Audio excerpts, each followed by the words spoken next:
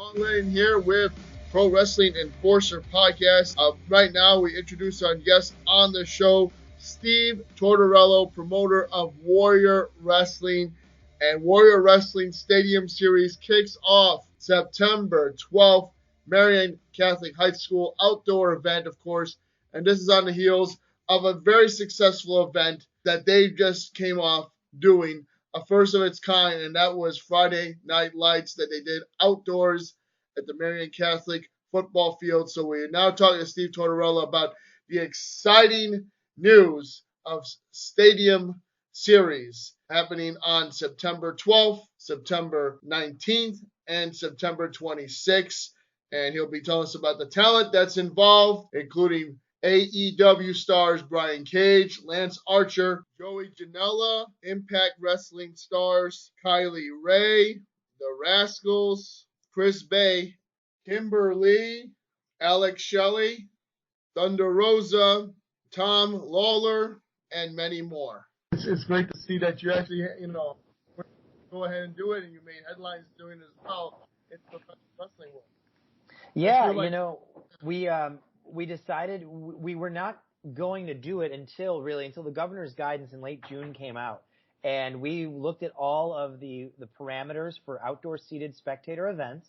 And we said, you know what? We can do this. We can do this safely. And if we do it well and we do it right, we can do it again. And we were nervous and hoping that the fans would do everything right. And you know what? They were amazing, and they did.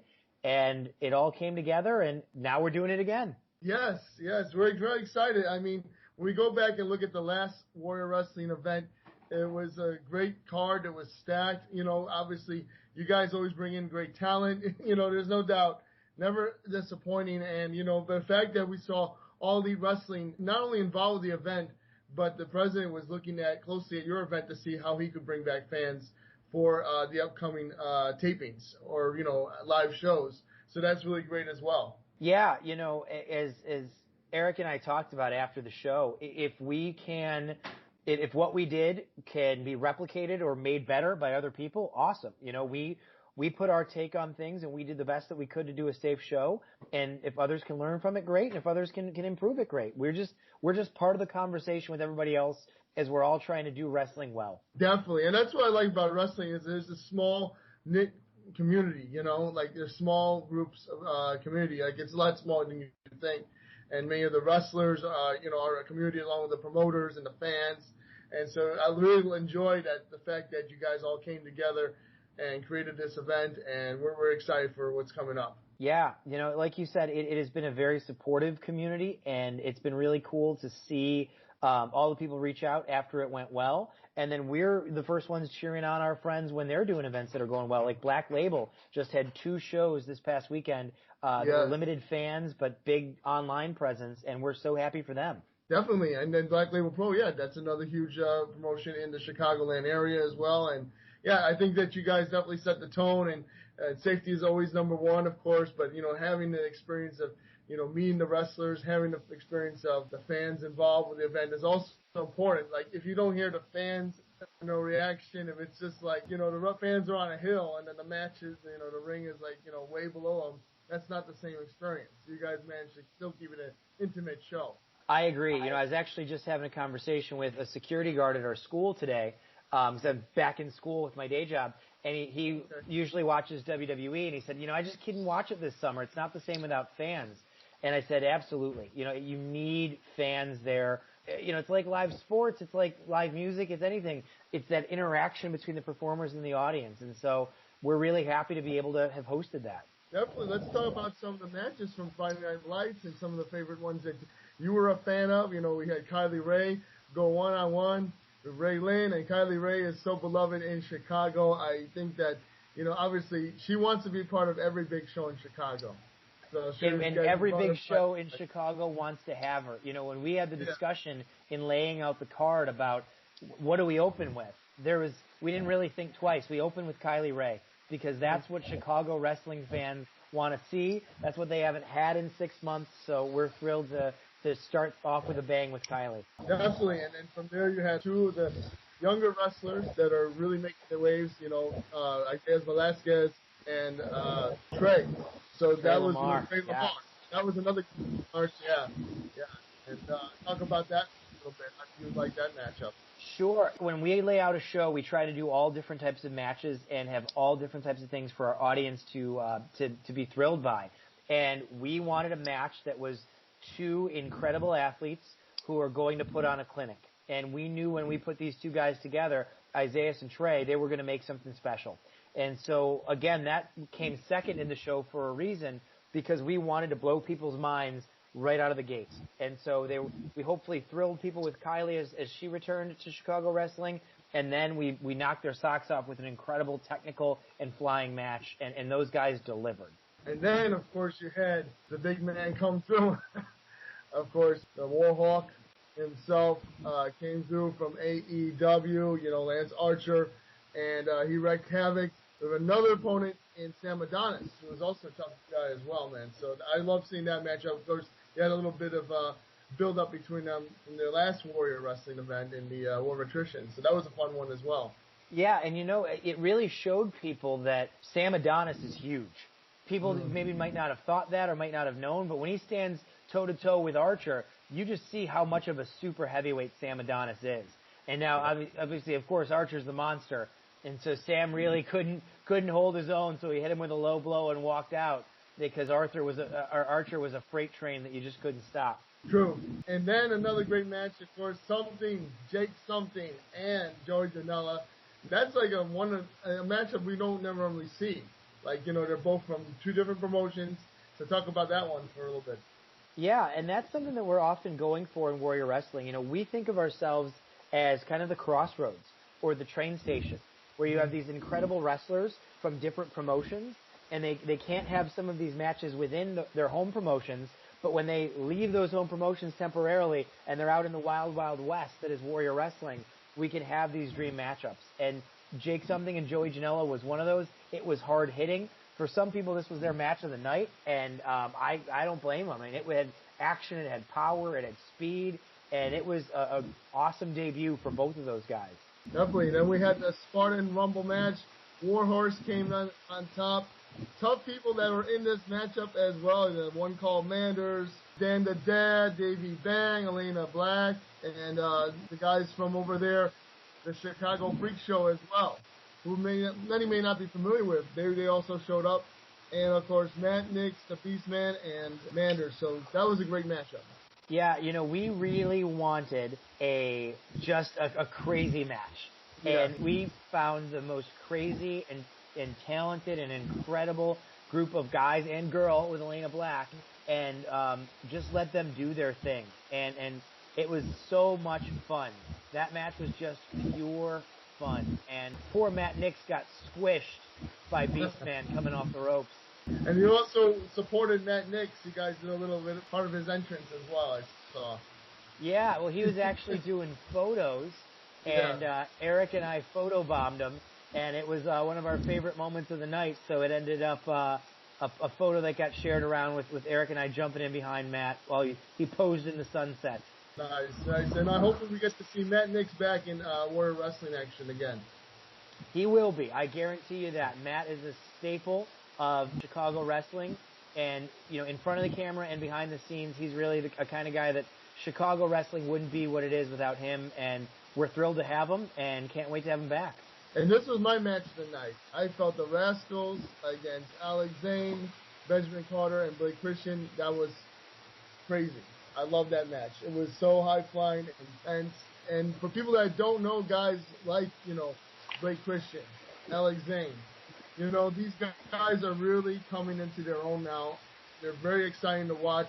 They're kind of like you see Ricochet and Il Ospreay, that New Japan match that was like crazy flips. These guys are the epitome of that. So if you like that style of matches, you got to go check them out because they're doing amazing things along with Benjamin Carter and of course the Rascalz from Impact. You cannot miss a match with them at all. Yeah, there have been now 9 Warrior Wrestling shows, and the Rascalz have been on 4 of them, and they've stolen the show on pretty much all 4. You are hard pressed to find anybody in that locker room that wants to follow a Rascalz match because they're just so incredible. State of the art wrestling in every way.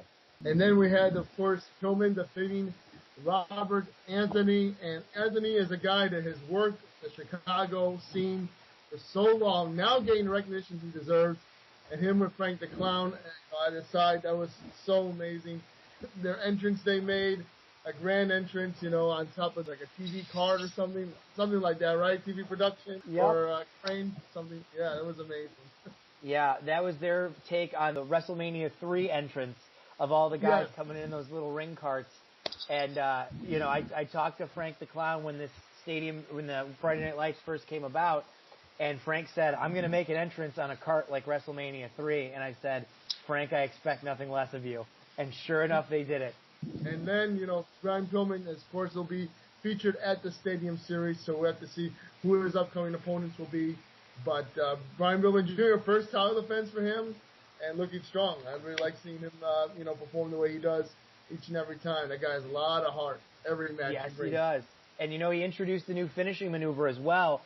His old finisher, Robert Ego Anthony, kicked out of, so then Pillman put him straight up and straight down with the jackhammer. And that is going to be Pillman's new finisher going forward. Nice. Then we had, of course, the big main event, which was, of course, Brian Cage against Jeff Cobb. Big match. These two really went at it. Hard-hitting match. I mean, I could feel the vibrations, man, on that field as they were going at it. Obviously, the match did not go the way we wanted it with a big win, with a clean finish. So you made the announcement, Steve. You turned it into a fatal four-way when we saw Lance Archer get involved and Sam Adonis get involved as well. You couldn't keep them two away because they have it out for Brian Cage. Yeah, Sam Adonis, I think he wanted to stand tall over all the big guys that night, having low-blowed Lance Archer and jumped Brian Cage and Jeff Cobb. And we just told him, hey, that's what you want. That's what you get. You got to fight with all of them. And in poetic justice, it was all of them that took Sam out, and then Brian Cage hit the drill claw to put him away. So we got a great ending that sent everybody home happy with a bonus match they didn't know they were going to get. Definitely. And then now recaps of Friday Night Lights, and of course we'll talk a little about the Stadium Series. And of course, Christopher Graham joined me. Also, our co-host Kris. How you doing, man? It's going. How's it going, man? Doing well, man. So tell us, what did you think of Friday Night Lights? What was your opinion about some of the matches we went over? I loved it. It was a solid card. It was a solid card up and down. There was really nothing to be disappointed about. It delivered the best of Chicago wrestling. We got to see big stars. And the way that was set up, a stadium show in Chicago at this time of the year, especially with the current event, is practically unheard of. So I was satisfied all the way around. Definitely. Great show, Steve. So let us talk about, what you're looking to do with the Stadium Series, because are you looking to develop a couple feuds, because obviously you got 3 shows to work with. You could start something, end something within that 3-week span. What's on tap? Great question. Well, we have not finalized it all yet. We have working ideas of what it's going to look like. But we talked about doing a tournament. We're not going to do a tournament. We talked about a few other things that might carry through all 3 shows. Ultimately, what we settled on was that we want all of the shows to be able to stand on their own. So if you're only able to come to one, that show should be amazing. And so each show is going to have some incredible heavyweight wrestling. Each show is going to have some incredible flying, some women's matches. We really want every show to be awesome. So when you walk away from all 3, that you really have got to think, gosh, of all these, which one was the best? So our goal with every show we do is to top the last one. That's going to be true in the Stadium Series as well. One, we're going to try to top Friday Night Lights. The second night, we're going to try to top the first. And the third, we're going to try to top the second. So it's a tough task, but we're up for it. Definitely. And one of the new stars coming your way to Warrior Wrestling is Chris Bay. We're excited that he's going to be there. I've not personally seen him live yet. So talk about, him. He's the X Division champion of Impact Wrestling. I think he still is the champion. So very excited to see that, that talent come in particular. Yeah, he's a guy who's been on our radar for maybe a year now. And it never really worked with budget or travel or schedules or things like that. But we've reached out to him. He's going to be on 2 of the stadium shows. He really is just a phenomenal talent. And I think maybe maybe it was Brian Cage that first told us about him maybe about a year ago to keep our eye on him, and we have. And as you said, he won the X Division title pretty quickly in Impact, and I think he is bound for very big things. And then we've got Warhorse returning. Should be exciting to see him. Obviously after that Stadium Stampede match, see what he's got going on. Yeah, I mean, Warhorse is one of a kind. And from the way the audience reacts to the energy that he brings, when Warhorse is around, it's truly incredible. So we have not revealed yet what he will be doing, but I guarantee you he'll be doing some headbanging and some air guitar playing. And then we'll also have, of course, Lance Archer returning as well. That's going to be exciting to see him back in action. Obviously, you could really slot him in any different match. Like that guy, the thing where he pulls the guy up, right? Kind of looks like the old school from Undertaker. Then does the big flip. That is amazing. The big moonsault off the top rope. I mean, every time I see that, I'm astonished. I say this about a lot of our performers, but Lance is unreal. I watched Lance for years when he was Vance Archer in WWE, when he was Lance Hoyt in TNA. I followed the Killer Elite Squad when he was in Japan. But last summer, he really just reinvented his whole mystique and his whole persona. And I watched that first G1 match against Ospreay, and I texted Eric, and I was like, this guy has just taken what he was doing and just turned it up to 11. We got to get him. And so I actually DM'd him that night, and from then on, he's been in the fold, and we've loved working with him. Definitely, and then Violence is Forever is coming to Warrior Wrestling. I am so excited about that. They are mainstays of Black Label Pro, the former tag team champions there. So how excited are you for Violence is Forever to come there? I'm thrilled. They're another group of guys that, honestly, they've been on the radar for a year and a half, 2 years. I love every match of theirs I've seen. It's just a question of schedules and timing and the right matches. And we have a way to showcase them in this Stadium Series that I think is going to be pretty darn cool.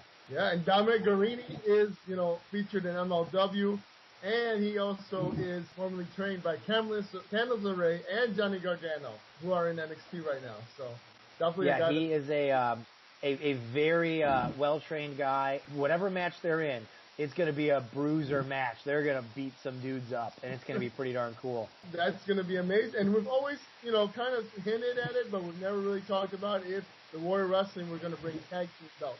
But, we still have not pulled the trigger on it, but if we did, Violence is Forever would definitely be top contenders to steal them. Oh, definitely, yeah. Did you ever see that match with them versus Marco Stunt and Cabana Man Dan? Oh, my God, that was a brutal fight.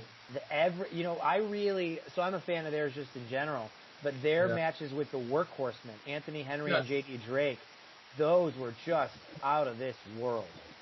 They were. I'm so excited. And those guys are not going to really be a tag team anymore, so that's interesting to see it, in that respect. Like, they got the best out of that tag team, so now they're moving forward and going to get the best out of every tag team moving forward. Jordan Grace returns, obviously the former Impact Knockout champion, and she was a contender for the Women's Warrior Wrestling title, so excited to see her back, Yeah, same here. Jordan was on several shows for us, Warrior 2, 3, 4, and 5, and she practically stole the show at every one. I mean, she was just a powerhouse, an incredible athlete, and now she makes her return, and I think she's going to come back with a vengeance. Yeah, and in that respect, you also had mentioned when Kylie Rae returns, she will be getting a shot at the belt, the Warrior Wrestling Women's Champion. And we have not seen that belt defended in some time, so it'll be interesting how things play out in that regard. Yes, we are working now to try to secure the Warrior Wrestling Women's Champion. It's a little bit difficult because she's out of the country, but we're working on it. And either she'll be there to defend the belt, or that belt will be up for grabs in another way. So we're not sure one way or another, but that belt will be defended. Nice. I can only imagine Kylie and Jordan Grace in the match. That would be amazing as well. But those two really perform well. We saw them back pretty darn cool. Warrior Wrestling 4. Yeah, they were amazing. And then, obviously you got Brian Cage coming back, Ryan Pillman coming back. This whole card, this whole series is stacked. Like, it's combustible elements all the way around.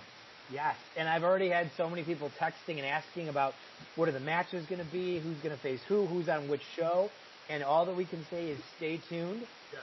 We'll be rolling that out shortly, but right now we're selling the stadium pass for if anybody's looking at all these incredible names and goes, well, I just have to meet these guys and girls. I have to see him in action. Right now what's on sale is the Stadium Pass.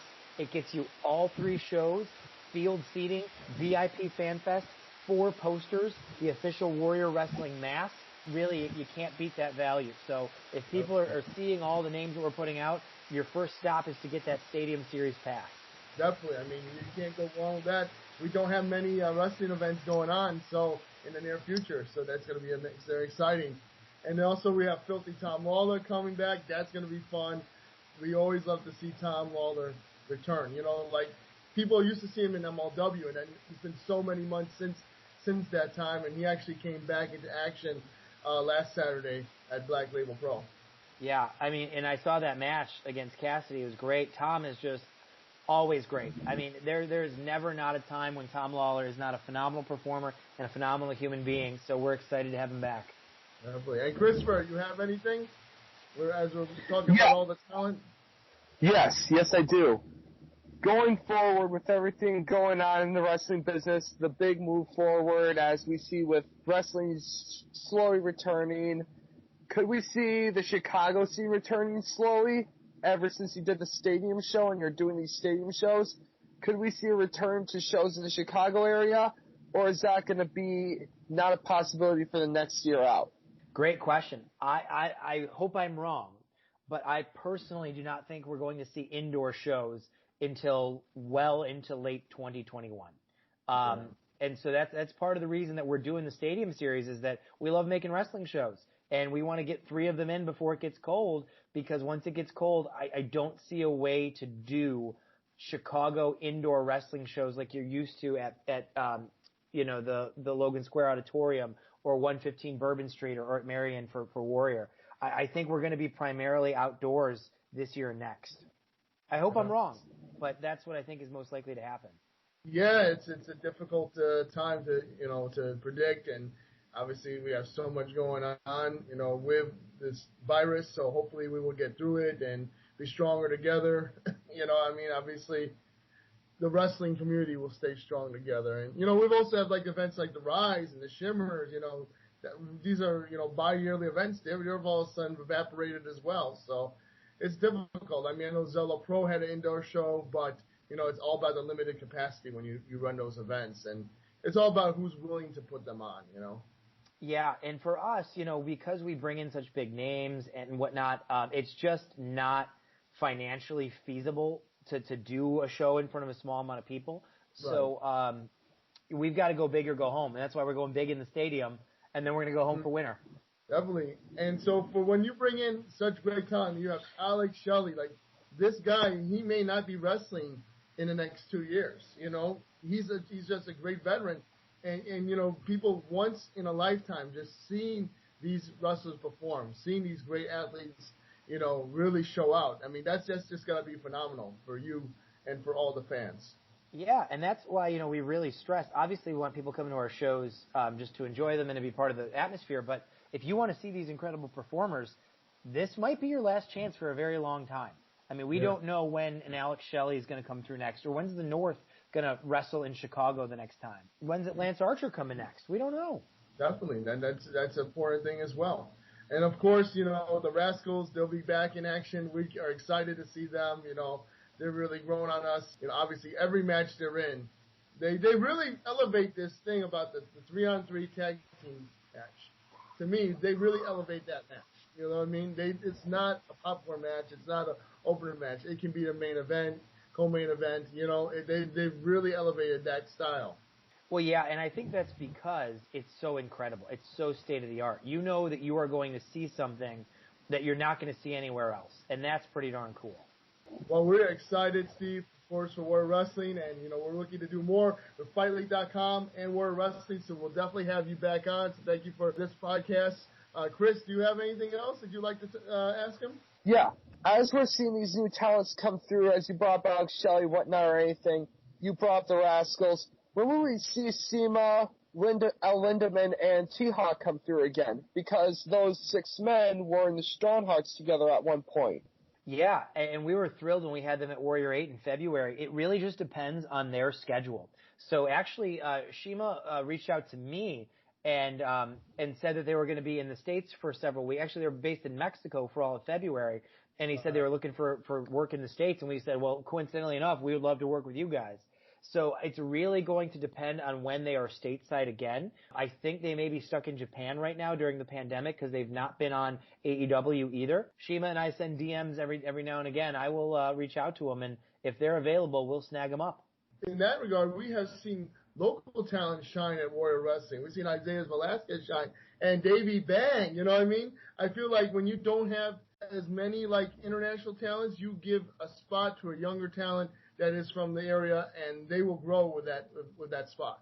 Not to say like, you know, the bigger names, you know, wouldn't do as well. Of course, they're going to be phenomenal, but it's really great to see, you know, younger guys gain that opportunity as well. Yeah, I agree fully. We always try to have that mix of names that you know and names that you don't know, so that by the time you leave the show, you're happy because you had guys you wanted to see and girls you wanted to see, and they delivered, but then you also leave going, oh, wow, I saw this new performer that was just as good as these other performers. Well, Steve, we appreciate you for this big preview for the Warrior Wrestling Stadium Series. Everybody, get your tickets now. Do not wait. 3 incredible events, starting with September 12th, September 19th, and September 26th, all at Marion Catholic High School in Chicago Heights. And make sure to give a shout-out to the Pro Wrestling Forza podcast and, of course, the Warrior Wrestling, always doing great things. You know, you guys have a really tight crew. I'm just excited. You know, I'm really excited that we've got this series coming up. Like, it's something to look forward to at a time we don't have much to look forward to. And I think you guys are just going to build upon with each event. I think it's going to be amazing. Yeah, we're excited, and we're excited to see you guys there. Definitely. Well, I appreciate you being on the Pro Wrestling Forza podcast, Steve, and, of course, Kris, my co-host. Appreciate you being on as well. And everybody stay safe, and we'll see you guys out there September 12th, Warrior Wrestling. Thanks, guys. We'll talk to you soon.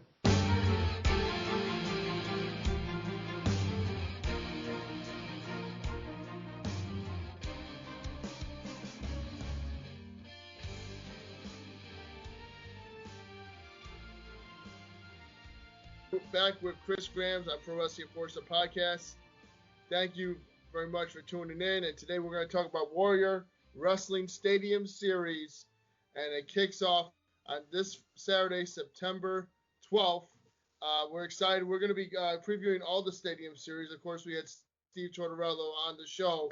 But that's before the matches we had made. And we always gracious, as always, for his support of our podcast and having us cover the show, because I think professional wrestling events need media coverage. You know, let's talk about that, because many events, the wrestlers or the promoters rather, they don't feel the value of let's say a price of a ticket going for a media member who is going to cover their event and talk about the event. Oftentimes that's neglected. They are penny wise and pound foolish. What are your thoughts about that? I agree with you. I mean, there was a time when media presence in a wrestling show was one of the most important things you could get, even though we don't cover them. Let's look at the old WWE shows, for example. Mm-hmm. They would have media members surrounding the ringside area, front row, taking pictures, and around the ring area, taking pictures. That type of media presence, it's needed. It's still a thing in Japan, and it's still a thing in Mexico, so I don't know why it's so hard for it to get over to the States and to be accepted. Right. I don't understand some of the motives of some of these promoters and how they see it as not important to have media at your show, because media is what gets your show exposed. Yeah. It's what gets people aware of what you are doing at that present moment. I agree, and that's why, you know, you'll see different podcasts represented at Warrior Wrestling, whereas other shows, not quite so much, you know. And if they want the people to actually buy tickets, you won't really see those people actually, you know, actually cover the event. You know what I mean? It would be great, you know. I'm working on that with other promotions like AAW, you know, is a big promotion that I've covered for a long time, and others as well. And, you know, but I much appreciation to Steve. So let's get right into it and talk about the card. I mean, I'm excited for the card. I'm excited because this is going to be the kickoff of a three weekend event, you know, and I think that they're having so much great talent in there. It's not suffering because of COVID-19, and I'm just pumped for this one. It looks like a really good card. I mean, I've looked over the card and the talent that we have coming up on the Stadium Series, and it's amazing. Let's look at half the names on there. TJP, Tom Waller, Thunder Rosa, Joey Janela, Daga, Elena Black, Dan the Dad, or Dan the Wrestler, whatever he goes by, the Rascalz, Alex Zane, even. Just those names in general, those are becoming pretty big names in the independent scene as of lately. I know. We've got also Myron Reed, Chris Bay, and Jordan Oliver. Let's go over the matches, and let's start off with the first match on the card, Dan the Dad and Elena Black. And I think this will be a fun one. That's going to carry over from Friday Night Lights when these two were in part of the Spartan Stadium Stampede match or Stadium Scramble match. Yep, it's carrying over from that, and the steps that she's taken lately, she can go. She's proven she has a mentality to even go in hardcore matches now. Yes. And the Dad is a great wrestler, great character. He knows how to work the mat. He's got all the tools, and she's got the drive. It's going to be a great show. I think it's going to be a fun match. If I had to pick one, I would say Dan the Dad, but again, you never know. And Elena Black is looking for her first Warrior Wrestling win. So is Dan the Dad. Both of them never had gotten a win at Warrior Wrestling. So it's going to be a great match to kick things off. Intergender, and that's the thing. This is the first singles intergender match in Warrior Wrestling. The last match that you would consider intergender was the Lucha Brothers, who were banged up as hell. I don't know how they did this match. They just had the big match from All Out last year, with the Young Bucks. Somehow managed to get into this, make it to the match with Daga and Tessa Blanchard, who were fresh. And the Lucha Brothers still managed to win. But I'm telling you, they were feeling it from the night before. But that's the only intergender match I've seen, that you could call intergender. And so it was interesting that they have booked this as a intergender match, and hopefully we'll see more of these in Warrior Wrestling. I think it's a smart move. I mean, I know how some people feel about intergender wrestling, but when you look at it, it's really a David and Goliath mentality. Who's really going to walk out of that ring with the win, and who's got the heart and who's got the strength to do it? Exactly.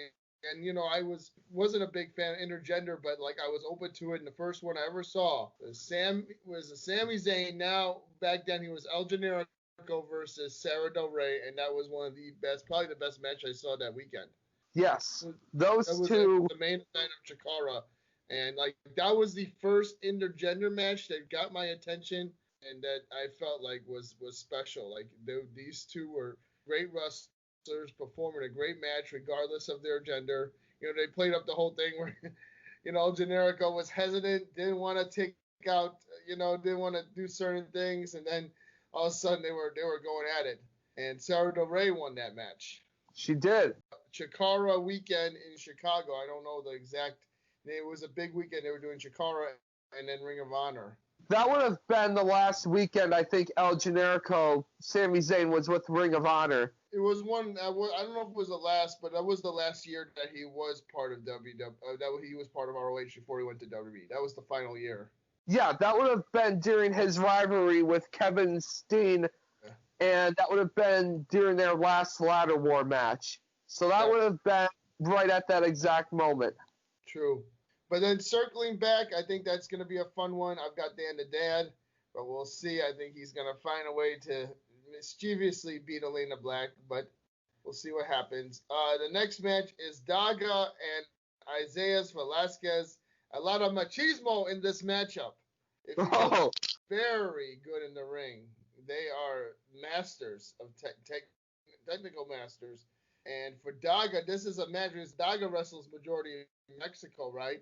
And the West Coast. And this guy, Isaiah Velasquez, is more of a Midwest guy. But Isaiah has gone over to different promotions as well. So I think these are the first time these two are wrestling each other. I like this matchup a lot. I like it too. I think we're going to see a lot of things that we haven't seen before. These guys are not going to simply put on a 5-minute match. They are going to take this home, and no matter how I feel about certain situations in the wrestling world, I have to give credit where credit's due. Daga is not going to be the guy to play around with. Isaiah Velasquez is Chicago wrestling royalty. He's going to have to step up his game if he's going to give Daga a run for his money. I agree. He's going to have to step it up completely. If he misses one spot, it's over. Yeah, and also when you look at them too, both of them have come up around the same time. You know, both of them have really showed who they were. Yes, they have. They've really come up on their own. Now we're going to see who's going to take that next step up, and I feel like Daga has the experience. I would have to go with Daga on this one. I'm going to say Daga would be the best choice, but again, Isaiah Velasquez has worked to get to where he's at. Yeah. To not walk away from a win against Daga, out of all people, would be huge for him. It would bring him to a place he's never, ever been before. That's true, for sure. And Daga's had some big notable wins in Warrior Wrestling as well. It's going to be the King and the Kingdom versus the Prince of Chicago Wrestling Royalty. It's going to be one of those matches. And next up, we've got Kimber Lee and Thunder Rosa, who is fresh off her AEW debut match at All Out. Great match, by the way, she had with Shida. She is the NWA Women's Champion, and Kimber Lee is the Shimmer Champion. This is a huge match for women's wrestling, and I can't wait to see it. Oh, this is definitely huge. When you think about it, you haven't seen that NWA Women's title in Chicago much. No. And Kimber Lee is a great talent. She's been with Impact Wrestling for a while now. Recently, she's one of the trainees for their training center. She's got the experience and she's got the skill, but Thunder Rosa is on a whole nother level. It's going to be a very, very hard match to call, to the point I'm not even going to call an idea of who's going to win this. I'm just going to wait to watch it. Yeah, it's going to be a tough one, and I'm going with Kimber Lee. She is a favorite of mine, and she's representing Chicago, in my opinion, because she's the Shimmer Champion. Thunder Rosa is representing more like the West Coast and NWA. So I kind of feel like, we got to go with Kimber Lee because Shimmer is primarily based in Chicago. Yes, it's one of those big shows that goes on in Chicago every weekend. It's like their WrestleMania weekend. So in that regard, I'm going with Kimber. I'm not going to call who's going to win that match. I'm just going to watch it. I have a lot of respect for both of them, so I'm not going to call who's going to win. I just would say I'm going to say good luck to both, and let's have a good match. It's going to be a good one. Yeah. Next up is a great fight, man. Filthy Tom Lawler and Kevin Koo. And Kevin Koo is, of course, along with his tag team partner, Dominic Garacini, is the Violence is Forever. Yes. And they're also in Team Filthy in Major League Wrestling. Oh, I didn't know that. Yep. Kevin Koo is the newest member of Team Filthy. So he's going to be wrestling his partner then? Yes.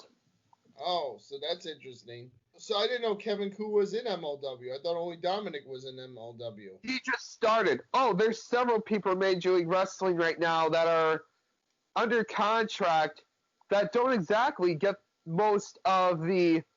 You look on the roster and you can see them on there. He's brand new to the roster.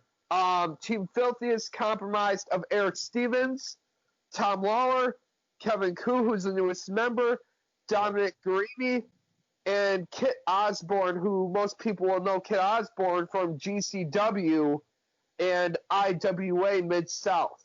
Wow, so I had no clue. Did NMLW start tapings again? They're going to be starting very soon. So when did they join MLW? Was that during the last time they had tapings? No, Kevin Koo is the newest member, but Kid Osborne was there just around the time that Killer Cross left. Oh, I see. Eric, so Kevin Koo hasn't made his MLW debut yet. Not yet. Ah, I see. So it'll be interesting. Maybe this is sort of initiation. I like the match. Both these guys, they have Kevin Koo he describes himself to me as a kamikaze, He's not really versed in any martial arts discipline. He doesn't do the jiu-jitsu thing like Dominic does. He's just an all-out fighter, man. And Filthy Tom Lawler's got that MMA background. It's hard for me to go against the Filthy one. I'm going with Tom Lawler on this one. Especially when he pulls off those moves, man. Whether it be an arm bar, do a knee bar, or a ankle lock. I mean, when you bring those MMA moves to the professional wrestling rings, we've seen with like Shayna Baszler, they can be pretty deadly.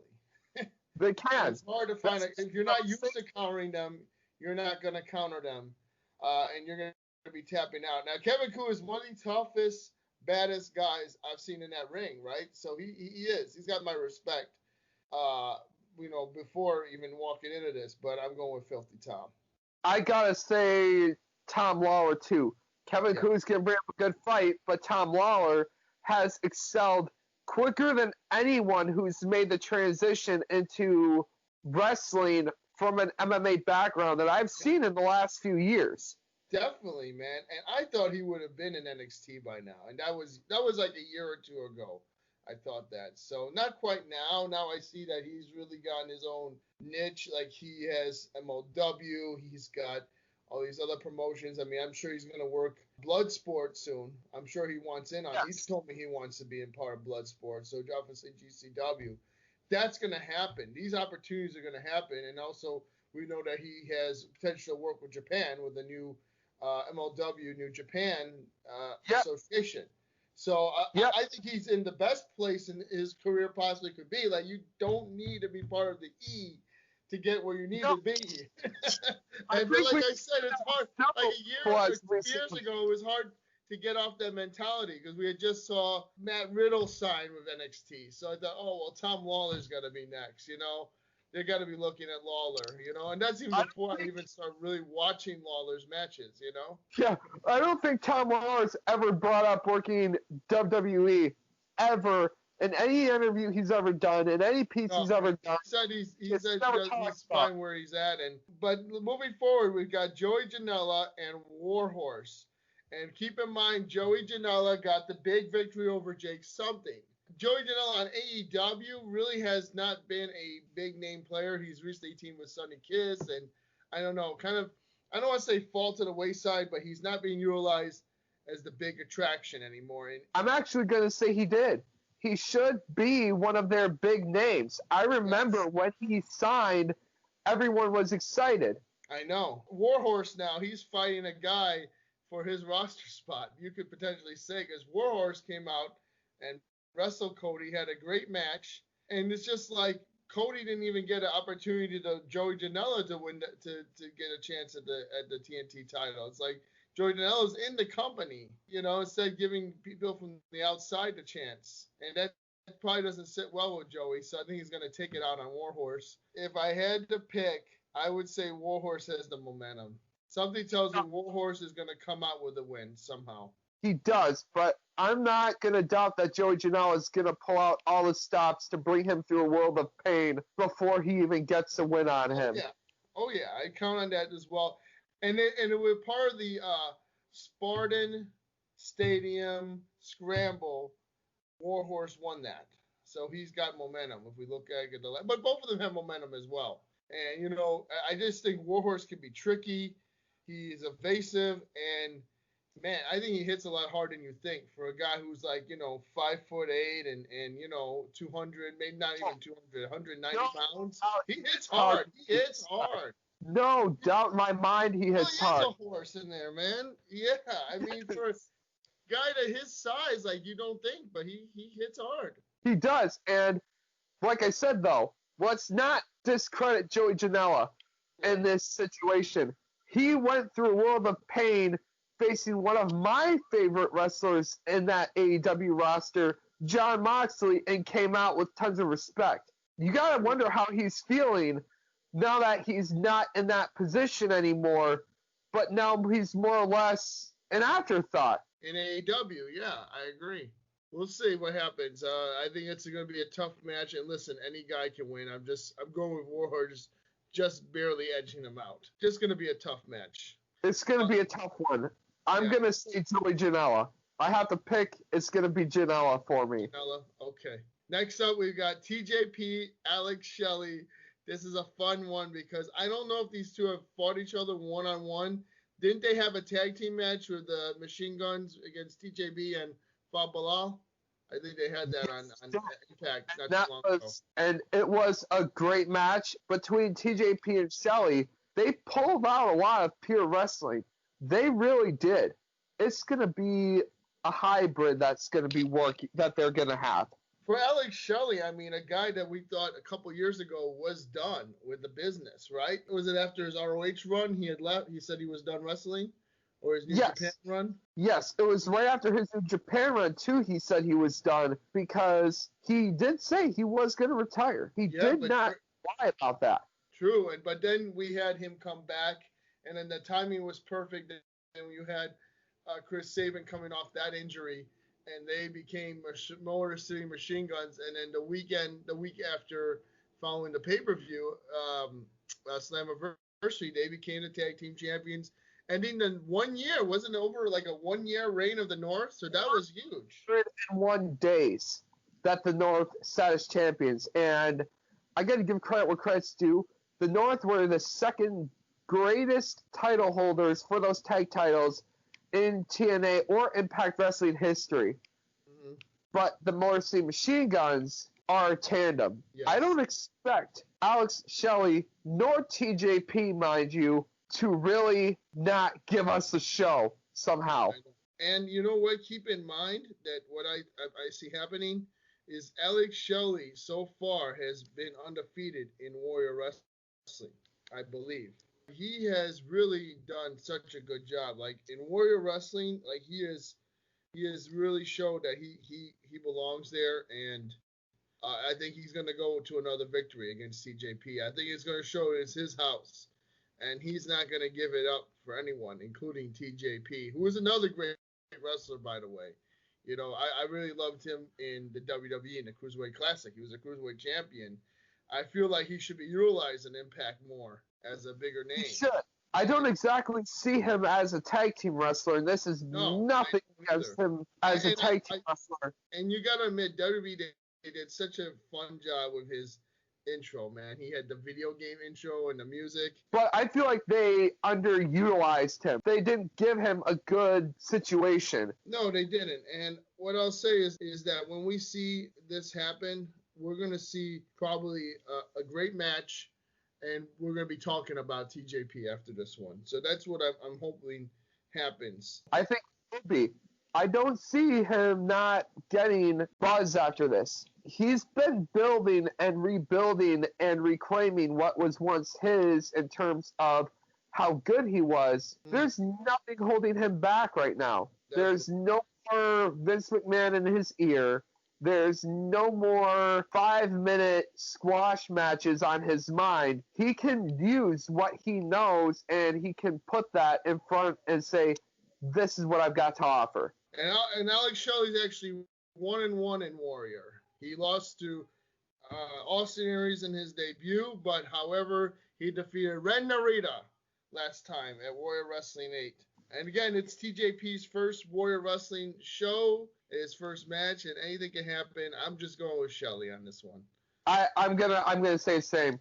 Yeah. As much as I like TJP, Alex Shelley he's one of those guys that even at his age, he can still do it.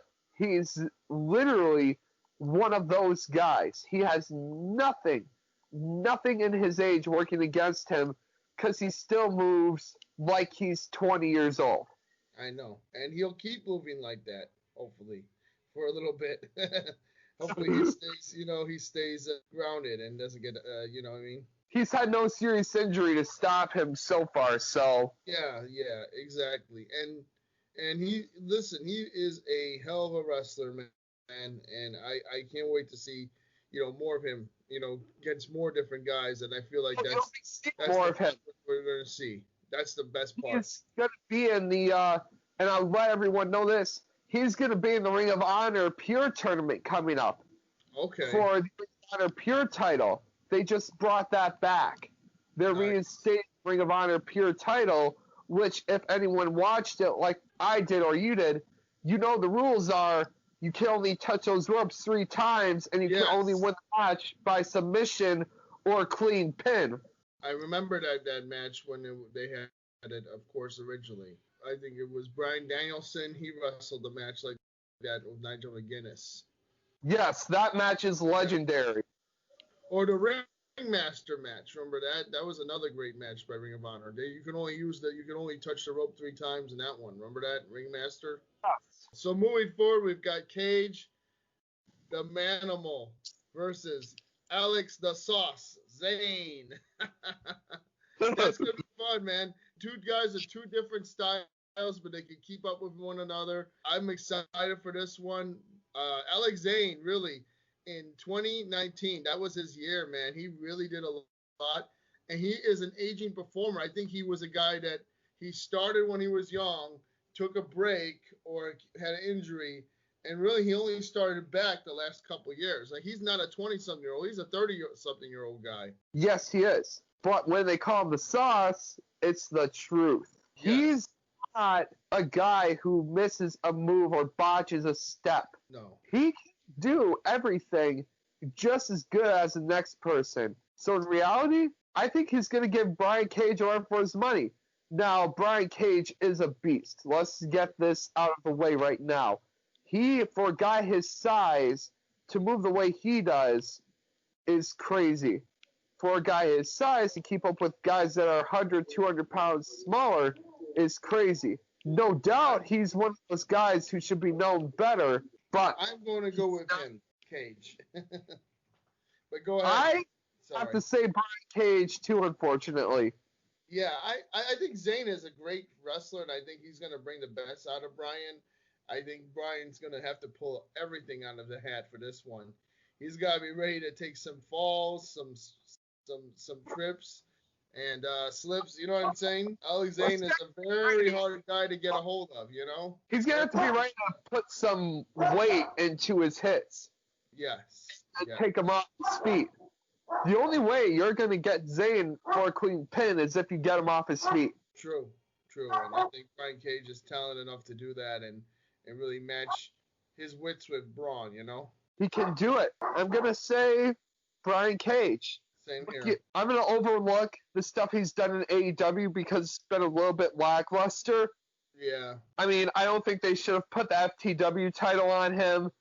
Pairing him with Taz as a manager is great, but his best work is when he is working the independent scene. So he'll be much better, much more refined. And then we'll get to before the main event is the Rascalz versus Myron Reed, Chris Bay, and Jordan Oliver. Who do you got in this one? You know how big of a fan I am of the Rascalz. Those guys can do just about anything. Wentz, Miguel, and Xavier can do just about anything. And the funny thing is, they're facing one of their former Rascalz members in that match, Myron Reed. So he knows them very well. He's going to know what they do before they do it. So Oliver, who's a team member of his in Injustice, is going to have to keep up the pace. He's just starting to build his name. He just worked the GCW Backyard Wrestling Series. Chris Bay, as we know, is the current X Division champion. The Rascalz, though, as a team, is going to be a very, very difficult team to beat. Not many people have done it. I agree. It's going to be an exciting match, and there's going to be so much action. There's going to be all these incredible high-flying maneuvers, stuff that's going to be like, wow, it's going to be next level shit.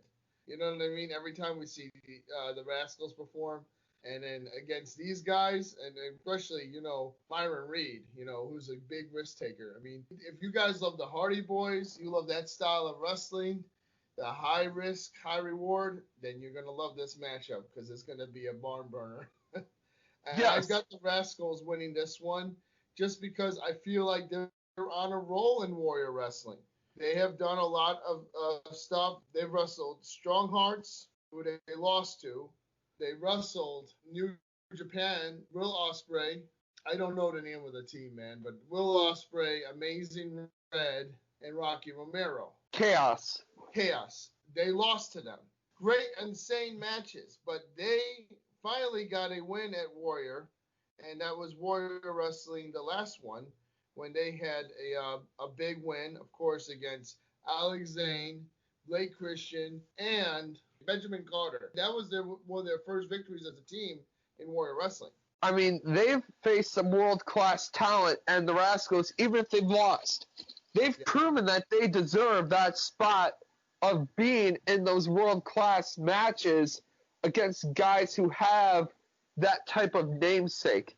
Exactly. And I like to see them back in Warrior Wrestling. I think it's a great thing when they're Warrior Wrestling. So I think they're really showing like this is their show, and they're just gonna pull out all the stops. And then the last match, of course, is Tessa and Kylie Rae for the Women's Championship. We don't even see Tessa's face in the poster. Yeah, which tells we you there's see like her silhouette image, which is kind of weird. But she is going to defend the belt. We just talked about this is the first time since she became the Impact champion, since she had to fall out of Impact, that we're going to see her in a ring. And with all that aside, Tessa is a game wrestler. I know we have a lot of drama surrounding her, but let's just focus about the wrestling. And you know as well as I do. She had a big win against Tjp Alex early to rise. She defended the title for the first time in a War of Attrition match, which is no easy feat, defeating Kylie Rae, Ray Lynn, Tasha Steeles, Madison Rain, Taya Valkyrie, and Britt Baker and Big Swole. And so that was no easy feat as well. I think it's going to be a good match. I think at the end of the night, the belt goes to Kylie Rae where it belongs. She becomes the Warrior Wrestling Women's Champion. And, getting to see, her hold up that belt in front of all of Chicago is going to be a great memory. So make sure to be there, guys. WarriorWrestling.net to get your tickets. And those are my thoughts. Kris, can you give me your thoughts? Just wrestling-wise about the match. Yes. As I would think, they're both going to really be good when it comes to the match. I mean, as we said, let's keep all stuff aside. Let's keep the bullshit aside and think about it from this aspect. Tessa Blanchard is no pushover, but neither is Kylie Rae. Yeah. In the few years' time that Kylie Rae's started wrestling, it's been maybe about 3 or 4 years now, she's really become one of the best wrestlers in Chicago. Male or female, she's one of the best, not if the best person that Chicago has right now in terms of wrestling. Yes, I agree, man. And Tessa's great. Yes, she's worked all over the world. She's gotten those world acclimated awards. She's been champion of several different places. But I don't see Tessa Blanchard hanging in the same caliber as Kylie Rae when it comes down to it. No, I don't either. I think it's Kylie's time. I think she deserves this belt. I think when you see her, from her first Warrior Wrestling event till now, she has just grown so much. It's not her record we look at, as much as we've seen her just grown into being a major star. She just beat Ray Lynn at the Friday Night Lights event, and she was part of the War of Attrition event. And before that, she wrestled Britt Baker. She wrestled Jordan Grace. And I'm saying is that we've really seen her grown as Warrior Wrestling progresses. I agree. Kylie Rae's proven she can. I think she deserves it, really. She's really proven how she's made Chicago wrestling and just made it to how it's so respected. I mean, when people talk wrestling, they talk Chicago, they talk Japan, they talk independent wrestling. Chicago's always brought up in the subject. And you can really think about what she's done to put Chicago on the map, she's done a lot. There's no reason why she shouldn't walk out with her title. Will Tessa not give it up without a fight? Sure. But at the end of the night, when that bell rings, Kylie Rae is going to be the one holding it. Definitely. And she just had a big win over Blake Christian for the BLP Midwest title when she defended the BLP Black Label Pro Midwest title as well. She is the Black Label Pro Midwest champion. And, yeah. And then, you know, of course, we can't wait. So make sure everybody to check it out, warriorwrestling.net. And I appreciate you being in Pro Wrestling Enforcer Podcast, as always, my friend. And until next time. Yes. All right. Check out all our stuff on Facebook. Yes. And Instagram. Definitely. FightLeague.com as well. And Apple Podcasts and the Fight League YouTube channel. You can check out Pro Wrestling Enforcer podcast content. We'll be back. We're going to try and get back to doing this weekly, covering Impact Wrestling. MLW is going to be starting up. ROH is going to be starting up. So there'll be a lot more. Me and you, Kris, have a lot to cover. Definitely, and I am ready. Me too. Take care, brother. You as well.